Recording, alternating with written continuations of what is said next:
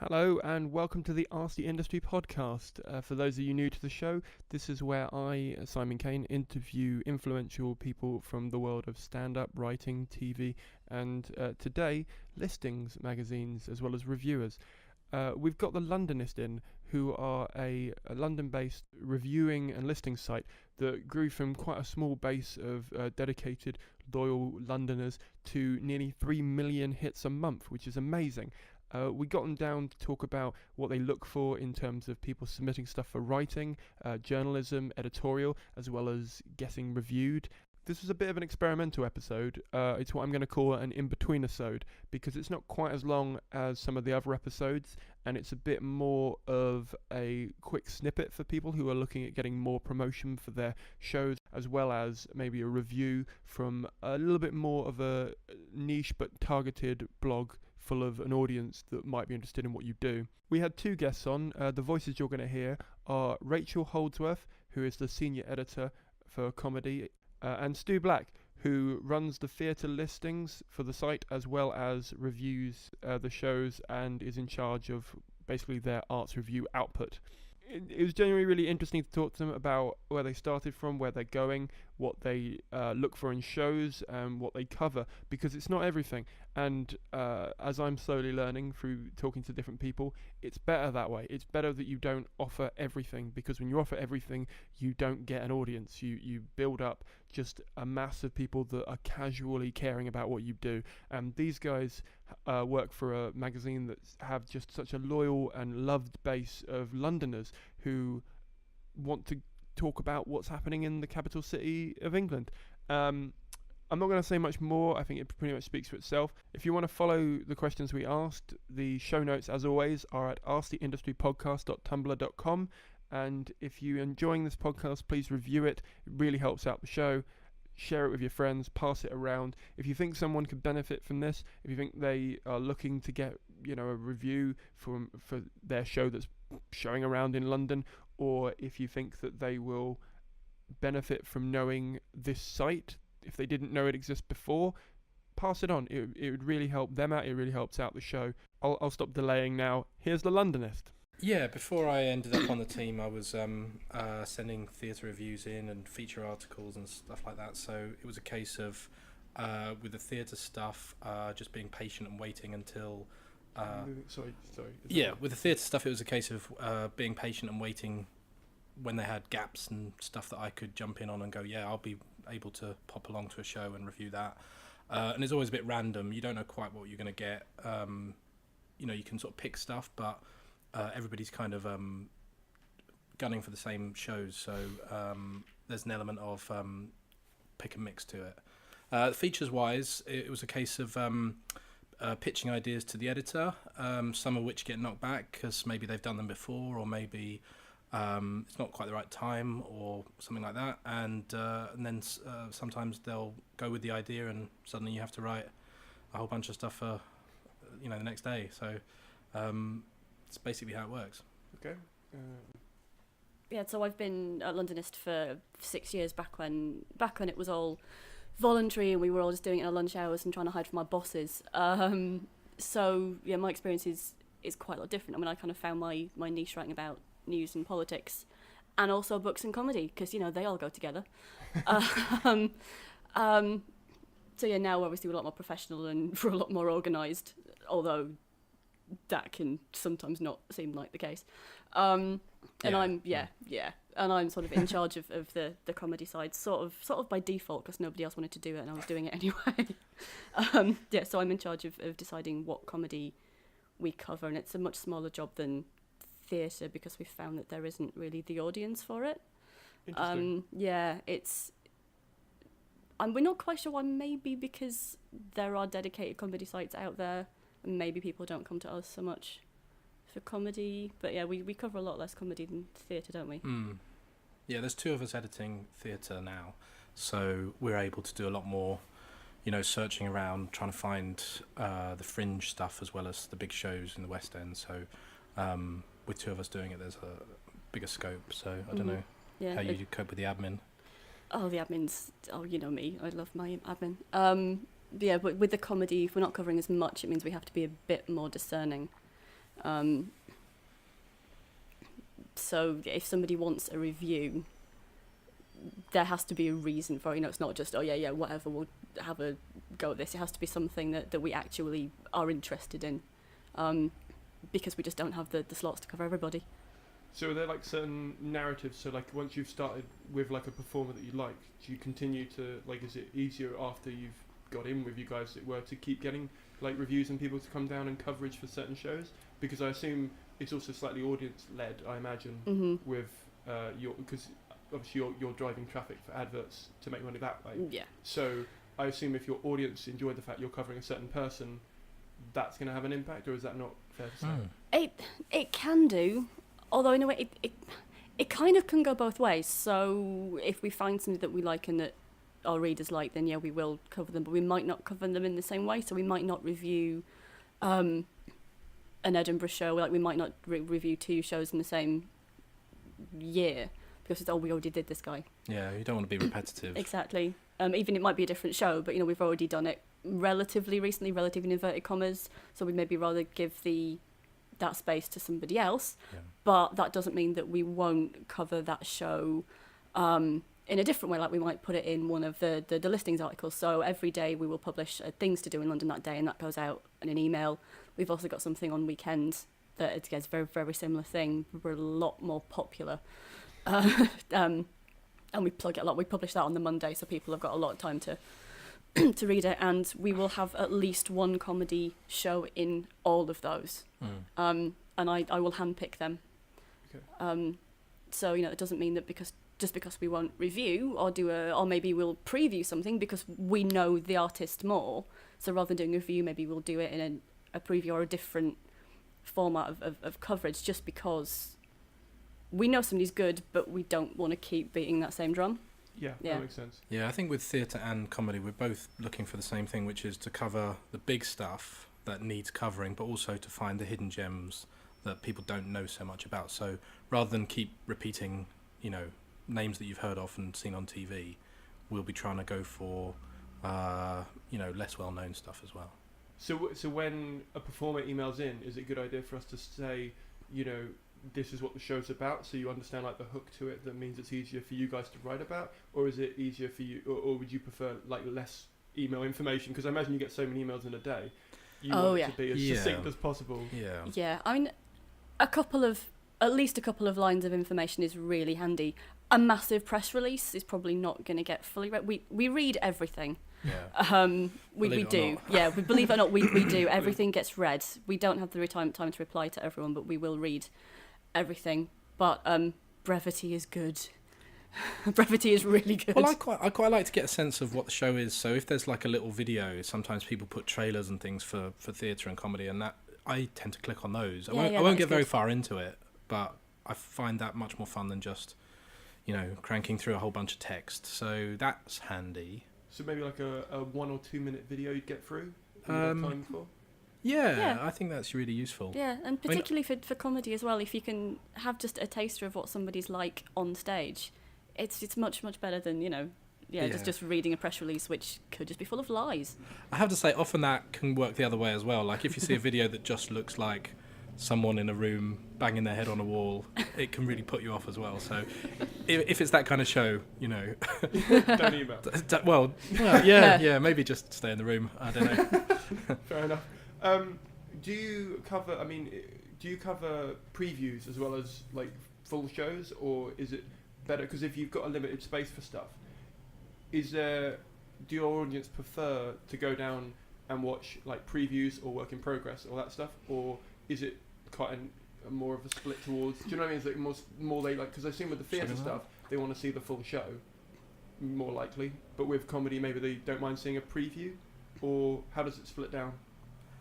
From my point of view, I quite like previewing festivals where you've got stuff that's kind of, there'll be like, for example, coming up now is the Vault Festival, and it's something like 500 acts, so you can just have a little look around and pick stuff and just give people a nudge towards what's happening rather than picking out one show and going, you must see this. It's sort of like lets the reader know that there's something there they can go and explore for themselves. So, but I don't know, you might be different. Would we do previews to like work in progress shows? I love work in progress shows, but we would never review one. Okay. Because it's not a finished show and it's not really fair. Okay. What we will do is we'll put them in the listings and like flag up, this is a work in progress. A couple of years ago, I wrote a big guide to like going to see comedy in London and explain the difference between what is an Edinburgh show and what is a preview and what's a work in progress, and had a chat to I think it was Josie Long and John Finnemore about why they find work in progress shows useful. I love them because they're more fun and they're obviously more intimate, and you do get an input into the finished show. Yeah. So yeah, personally, I think they're great. I'm not sure that our audience always understands what they are. Also, they're a damn sight cheaper, which is great. Or free. Yes. Yeah. I mean, I was chatting to, do you know Louise O'Malan? Yes. Oh, she's brilliant. I know. Sorry. No, it's fine. Very excited. No, she's one of my favourites. She's coming on in next week. I'm very excited to interview her about marketing and PR. But she was telling me that like she does work in progress shows, and people come down and expect a finished product, and she has to go up before the show starts and just say, leave now if that's what you come for. I've made it free on purpose. That's marketing for you. Well, yeah. Well, I've done the same. I've done a similar thing where you just sort of have to say, I'm just doing a run through these jokes. I haven't got a narrative yet. If you've come because you liked my show, that's lovely. But you might as well come back in a month. I've got another date. Come back to that date. And it's quite interesting to. Yeah, I think the key to that is free tickets or discount tickets, so people kind of think, okay, I'm getting something, for nothing, and then the expectations are a bit lower. But I suppose it depends at what point you're, how finished that show is. Okay. What do you think of star rating systems? We've actually just started using stars. I'm aware. Yeah, and we've been talking about this for years. I resisted it for a while. I was never overly keen. We're finding that marketers love them because it's something that you can stick on a sofa, on a poster, 4 stars. But it loses some nuance. I reviewed Adam Rich's about a month ago, and I kind of spent the majority of the review complaining that it was too similar to his previous shows, and everybody knows what they're getting now, and it's kind of losing some of his impact. But I gave it 4 stars. So it's like 250 words of whining. 4 stars! So you're kind of losing the nuance of that. It's a good show, but there are some problems with it. Whereas, the headline is 4 stars, this is a great show. Maybe if you've not seen him before, then you have to, yeah. And the other problem with stars is that it's hard to compare like with like sometimes. You might have a cabaret show that's just a brilliant cabaret show, and then you compare it with a massive West End, mega budget, Lion King style show, and, why are they both 3 stars? Because in their fields they're kind of decent, but does that make those 2 shows the same if you're going to pay your money? You're not going to get the same, so it's kind of hard to look at those stars and think of the experience that people will get. So that's a bit of a problem too. Yeah, no, I find it kind of a cheap shorthand for PR people who just want to tell people, oh, my show got 4 stars. Do you know what I mean? Yeah. And if anything, that cheapens the show. I think, you should be able to say, oh, this reviewer really loved it. Read the review if you want to, because you guys have spent however many hours writing and watching it and writing the review. I think it, in a way, cheapens what you did. Do you know what I mean? Yeah, I think I like poster quotes more than stars, but that's me as a reviewer who writes those quotes. So, yeah. So, the thing is, with quotes, do you... there's been a lot of debate, in comedy at least, about pull quotes and whether you should be able to, so some people butcher them out and say, excellent writing or something. I've done this before. Where you pick out a word and they're like, brilliant. Yeah. Lee shit. Yeah. Do you ever call people out on that, or do you ever do you get annoyed by people doing that, or is that a? I've never seen anybody take anything I've written from Londonist out of context. Maybe I'm just not seeing it. But yeah, I think if I saw somebody massively misrepresenting what I'd put, then I would have a quiet word somewhere. Fair enough. So going back to writing for the Londonist, you said that you started when it wasn't really a thing. If that makes that sounds weird. Do you know? That sounds weird. Well, no, she were built this website by my bare hands. Yes. Are you the website developer as well? No. Oh. Fair enough. No, but I was there when we were tiny. I mean, we're now getting, 2.5 million, coming up to 3 million page views a month sometimes. Wow. I was checking on our social media stats before I came in here. It was 410,000 followers on Facebook, 360,000 on Twitter. My mum listens as well. Oh, that's nice. So Yeah, my mum reads my stuff too. Yeah. And we would. I remember when we were chuffed when it was 20,000 page views a month. The last couple of years it's really shot up, but I think that's because we've been working on it full time, so we've been able to put more effort in, making it what it is, and also social media took off, which is obviously readers themselves sharing it around, which is always gratifying.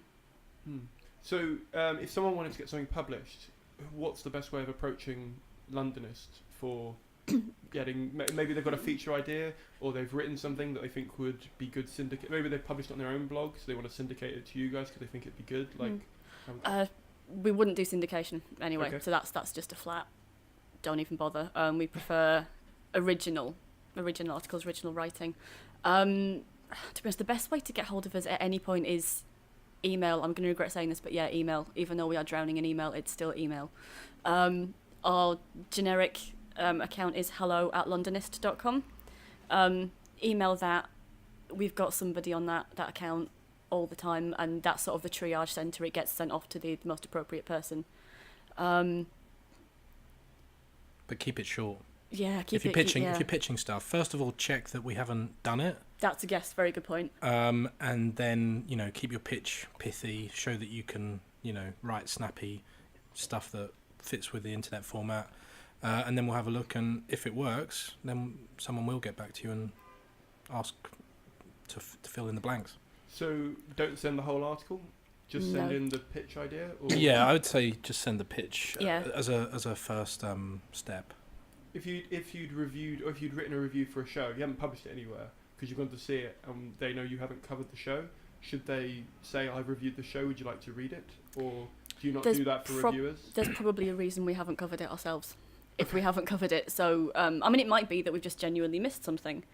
But if we might be about to do it. Yeah. Or if we have done that, we've got quite a big team of reviewers ourselves. So if somebody does want to review stuff for us, then it's better to just contact us and ask to be put on the review team. Yeah. Yeah. And how does is that a voluntary thing, or is that a paid thing, or how does that work in terms of progression for that? The pay question. Pretty much everybody does get paid for Londonist for some things. The exception is the review team, because they get free tickets. Fair enough. Yeah. So that's our justification for that at the moment. Yeah. It might change at some point, but at the minute. Yeah, and for theatre, how it works is we have a team of about 20 reviewers. You know about more than I do. About 20 people on the list. Some write more than others. And, getting on that list is just a case of approaching us, and then if we get back to you, if we need people, 20 is quite a lot with, we could always do with someone to look at the smaller stuff, which often gets ignored, especially in the fringes of zone 5. Not many people want to go out there, but approach us, and then if there's any gaps, we can have a look at stuff that you've reviewed before, and if it fits with the way we do it, then reviewer wise at the moment we have enough people, but who knows, a gap may come up.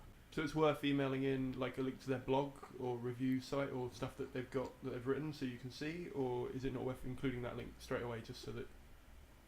If there is stuff online, then yeah, add a couple of links. Don't go crazy, don't send us massive attachments, but yeah, something that we can have a quick look at, and just make a very quick assessment before we then get back to you. Because most of the time, actually, an awful lot of emails just get ditched because the emails are spelt horrifically. So many people want to write for us and they can't even spell their email, so that's just a automatic deletion. But yeah, if somebody is emailing us and briefly, pithily, says the kind of thing that they want to cover, sounds interesting, sounds informed, then yeah, if they've got a blog, then that's a nice thing to have a look at. Yeah, and if you're being a bit more proactive and sort of coming up with things that we, haven't thought of round the corner, rather than just saying, "Oh, I'll go and review the Harry Potter World Exhibition," and sort of like, well, we don't really need that, we don't really want it, so try and think differently. Okay, yeah, makes sense. Speaking of lists, because you do some sort of rising stars of 2015 lists, or like things to look out for in certain fields. How do you discover those people? What's your process for? Is it just watching and reviewing them, or is it suggestions, or is it media or competitions or awards? Probably a mixture of everything, I guess. Yeah, that's not helpful, is it? It is and it isn't. It's kind of it doesn't give me a practical way of suggesting to people how to get on it, but it also does probably stop them emailing you. So I mean, is there stuff you're specific, because if it's quite audience led, your journalism side, would it be, trying to think of how to phrase it, if you emailed in and said, I have a certain audience on social media, would that impact it? Like if I've already got like articles that are being written about me, does that get involved? No, not really. No, it's still everything we do it. The word curation gets overused and I really hate it, but everything that we do, it's sort of hand curated, so everything that we do we believe in. So everything that gets published, everything that we review, we have a reason for covering it. We have an expectation when we go out there that it's going to be good, or at least all right. So yeah, and that's a lot of it's sort of our own. It's our own personal preferences, but also, yeah, we. Yeah, there's a whole swamp of emails that come through, and you're looking for stuff that jumps out of the pack. So it might just be the way it's phrased. It might even be something a little bit gimmicky. It might be awards that people have won and stuff like that. And you're kind of looking through this, trying to filter off the stuff that's... I mean, there's a personal taste part of it, which is like, oh, I don't really want to see those shows. But you also want something that just catches, and then even if, the editor can't go, he'll recommend it to another member of staff and sort of go, oh, you'll really enjoy this. That's what we're looking for. So, I mean, it starts off with having a good show, and then picking out something that sells it as different to everything else, rather than just, it's really funny or, it's really well acted. You've got to kind of grab our attention with a strong log line. So, sorry, go on. Sorry, I'm still getting over Christmas cold, and I occasionally sound a bit like I'm still smoking 15 a day. Yeah, I'm really Londonist is... We're looking for things that are a little bit left field. Not left wing, but left field. So, something that is a little bit different, has something to set it apart from the crowd. There are 1,000 stand-up shows. What's different about yours? That's basically, we will cover just pure stand-ups, and from a comedy point of view, because there are some really good stand-ups. But equally, how are we going to sell your stand-up to our readers? How are we going to persuade our readers to come to your show? And it's, so we're looking for something just a little bit interesting. Do your readers email you in and say thanks for recommending that, or do you get a lot of feedback from people? You're nodding. I've never got that. Really? Yeah. Oh, it's probably different for theatre to comedy, or. Well, you get a bit of both. You get people saying, we only went to that show because you recommended it, and we wouldn't have known about it otherwise, and we're glad you did say it. And then there's other times where people go, I can't believe you recommended this show, it was terrible. So I get both, but maybe theatre's a bit different because it's such a broad church compared to comedy. I think if you're going to comedy, you want to laugh, and I mean there are different ways that that's going to happen, but with theatre there's people who just don't like musicals, and then when they end up at one and they hadn't realised based on your review, you're in trouble. So, yeah. So you get more abuse online then? You get a lot of abuse online, don't you? Well, I write politics, so it just comes with it. Politics and comedy. People are nice to me. Fair enough. I'm nice to them.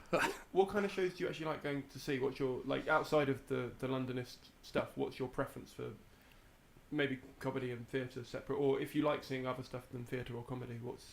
I'm really not fussy. I sort of enjoy anything I see, or I take away from whatever I see something positive, it's very rare that I go to a show and I, you know, want to leave, or there's something about it that doesn't work. Otherwise, I wouldn't, you know, want to write about it and keep going to stuff.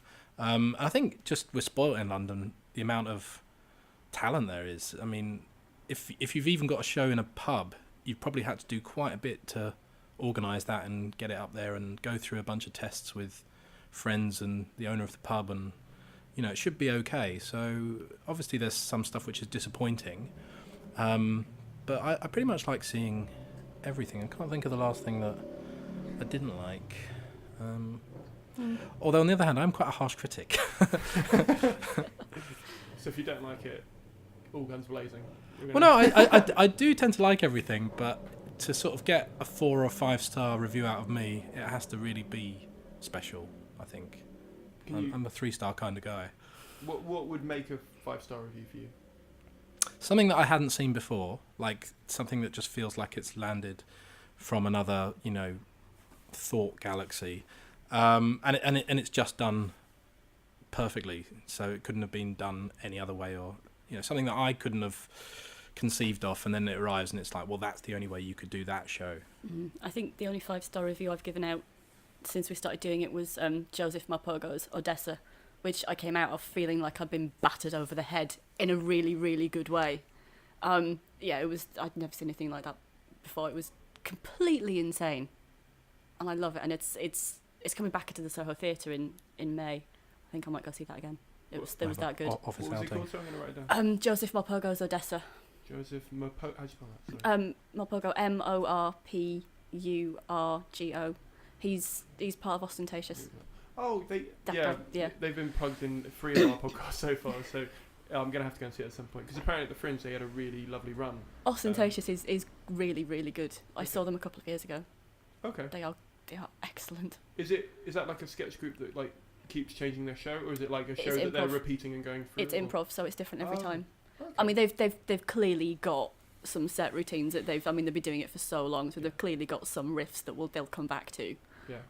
But yeah, the audience will suggest the title of a Lost Jane Austen novel, and they'll create it for you. Wow. Yeah, it's really funny. Okay. I'll have to And you know, look them up. people like Carrie Ad Lloyd and Rachel Paris in the group. I mean, obviously, it's going to be good. Okay. So I'm just writing down names. So if not for a review, if we wanted one of you to come down and just watch the show, just so we can, you know, get some feedback from professionals in the industry, but not published feedback, what's the best way of getting you down or encouraging you to Bottle of wine take a and some punt? crisps. That'll do. No? Yeah, we'll do an awful lot for a pint.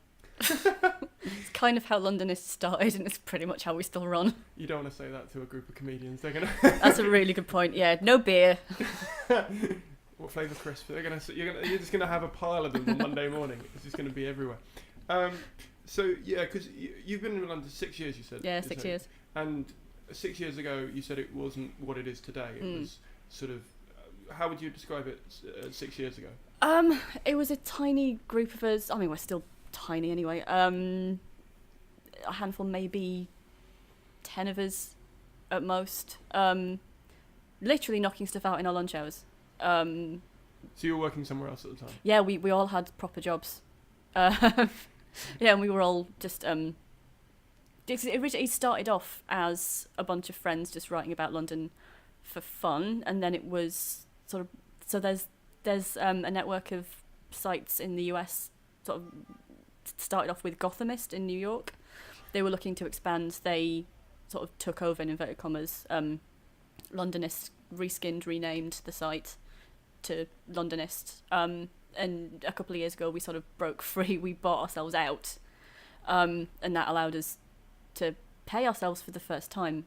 And so that meant we could obviously put more time and effort into building up the site. But yeah, 6 years ago, it was basically a bunch of friends prassing about. Not much has changed. Yeah, to some extent, it still is that. Oh, that's quite nice. It's quite nice to know that from the back end of it, you're still like friends, or like a family of like reviewers and writers. Because did you just want to be in journalism? Was that what it was? Or I did it because I had my own blog anyway, and I've always written even when nobody was reading. Join the club. Yeah. And yeah, I knew somebody who was working there and got made redundant. And she went, great, you've got a few months free, come write for us. It's like, okay, fair enough, I will. Never stopped, even when I went back into work, and now it's part of what I do to actually pay the bills. So in terms of building a community online, because obviously when you started out and you had like 20,000 hits a month, obviously you really had to invest in that audience to keep them coming back, because there's so many sites they could have gone to. What kind of tips and advice would you give to people who are looking at like building audiences? Maybe not at the scale you guys are doing for Londonist, but maybe for their own shows and for their own ends to promote stuff they're doing. I always thought that the reason we've done so well is because we never tried to be a sort of top-down publication, sort of talking at our readers. We're just the same as our readers. We're just these guys, you know? So we feel the same as our readers about the shows we're going to see. We'll drink in the same pubs. We'll eat at the same restaurants. So I think people have picked up on that and come back to us because they trust us. So I think it's just a case of just developing trust and not betraying that trust by going off and doing something a bit pretentious and wanky. And people having lots of pub crawls as well. Yeah, lots and lots of pub crawls. That really helps. You guys, so you run your own pub crawls? This is Matt Brown. He started a couple of years ago. He was doing an A to Z of London pub crawls, and he would pick an area, and the readers vote for their favourite pubs in that area, and then we do a pub crawl around the winners. And the A to Z is finished now, but we're still just doing them because they're fun, and we really like drinking. Fair enough. And crisps. And crisps. Obviously. Yeah. And cake. Yeah, I can't wait to see Monday morning at your office. It's just going to be loads of letters from comedians saying, would you come see my show? We'll give you cake. I'll give you cake. There's cake here. I don't want to mail it. Yeah, don't put a little sign with Londonist on it. Just put a cake on the chair and someone will turn up. That's fair enough. Yeah. So do you run any other, like, would you ever run like because there's festivals that are springing up all over London. Have you ever thought about having a Londonist festival where you'd have like, performers you like coming down and doing the shows that you've reviewed highly? Or Oh, you know what, for the last mayoral election, we were kicking around the idea of having a political comedy night on the night of the results. But that sort of died a death a little bit. We never, I think we never quite got to there. But we do the occasional event, things like pub quizzes. And oh god, I've just remembered, I put on a literary festival in Hither Green where I live a couple of years ago. So we do have experience amongst us in sorting out events. Problem is we're still a really small team. I mean, in the office there's if you walked into the office right now, you would see 7 people sitting in there. And that's not just writers, that's everybody. That's the business side, that's advertising, that's the editorial side, and obviously there's people working from home as well. But when you've only got that number of people, it's quite hard to do sort of extracurricular stuff. So it's something might be something for the future. Yeah, it's something we're thinking about, but it's not an immediate plan. But it would be fun. Yeah, it'd be fun to do.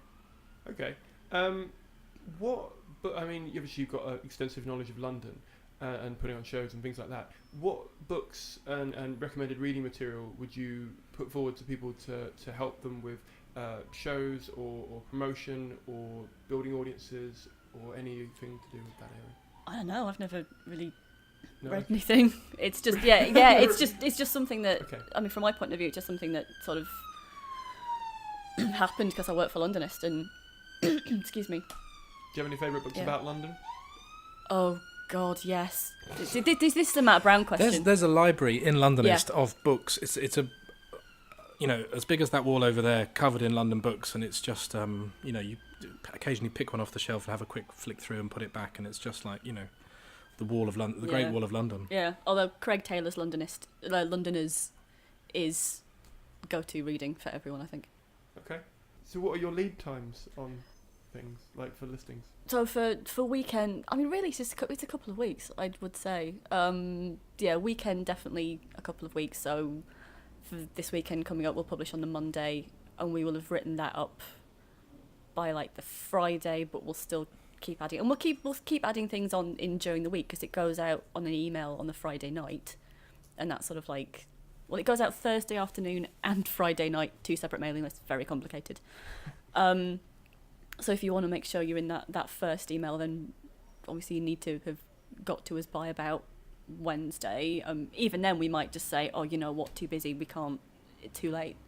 But yeah, if we can have a couple of weeks to a week's notice, I mean, sometimes things will go in with just a couple of days, but by the time it gets to a couple of days, we've already got a massive pile of potential events for the daily things to do. So, and that will have already been filtered because we just won't add something to the potential pile if we don't like the sound of it. So, and then that potential pile of listings gets filtered further when we're writing it up. So if something comes in last minute, it's going to have to be really good. So yeah, maybe week, 2 weeks. More than that, somebody emailed me a couple of months ago with something for this weekend, and I kind of said, this sounds really interesting, can you remind me a little bit near the time? And bless them, they did, and I've put it into the weekend listings. Just because sometimes things get a bit lost. And if you want to play reviewed, I mean, you've really got to get it in at least a month, 6 weeks before, you know, it's going to be on, because what are we now, January the 20th? 15th. Yeah, mid-January. Yeah, we're now mid-January, and we're sort of looking at plays for March. So, you know, we've already sorted February. Yeah, you've just assigned the February reviews, haven't you? Yeah, so if you're sending me stuff now for January, it's probably way too late. Not gonna, unless it's like, oh, I've got a free day and I must see this. I mean, it's just too late. Is that the same for comedy reviews?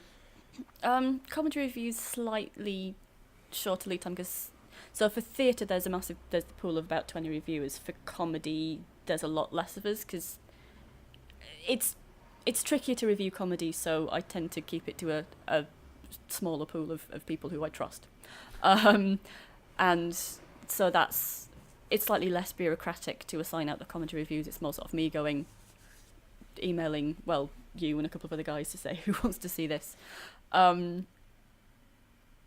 So we can do things at slightly shorter notice, but equally we're all really busy. So, you know, it helps to get something in our diary several weeks in advance.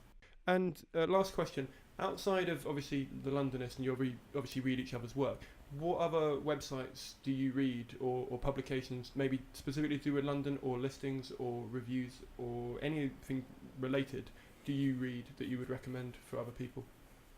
In terms of arts? In terms of arts, or in terms of so like if you're looking for, because I imagine if you want to not cover things that other people are covering, you're obviously reading what other people are covering so that you don't cover those things, if that makes sense. So what places would you be reading for that sort of stuff that you enjoy the writing of, and maybe other places that you've written that you also enjoy the writing of? I think for comedy, I mean, the thing is, so things like Chortle will cover a hell of a lot more than we do,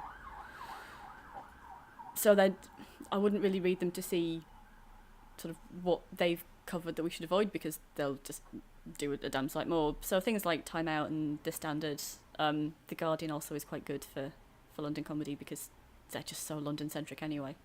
I deliberately avoid reading other reviews just because I like to keep my own ideas in my head. So maybe after I've seen and written, then I'll kind of see if I've written the same thing as everybody else. But I just try and keep it in my head. So don't read what I write, basically.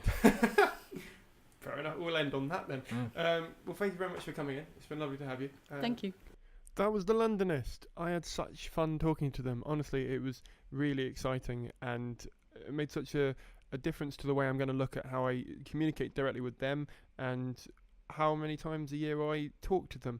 My biggest takeaway from this is that they will only really list you or review you once. So I'm really going to scarcely use that commodity. I get it. I totally understand why that's the point, and I won't be spamming them with stuff for my shows. Also, they told me to point out that they only list stuff for London. It's worth me reiterating that for them, just because they said they get a lot of people who are doing fringe festivals, and they think that they're going to cover like Edinburgh or Brighton or Leicester or whatever. So there's no point in contacting them unless your event is actually in London. You don't have to be a Londoner to list with them, but you do have to have your show take place within about zones 1 to 6, I think it is. It's all on their website, and there'll be links in the show notes. Thank you for listening. Don't forget to subscribe. We've got some amazing shows coming up.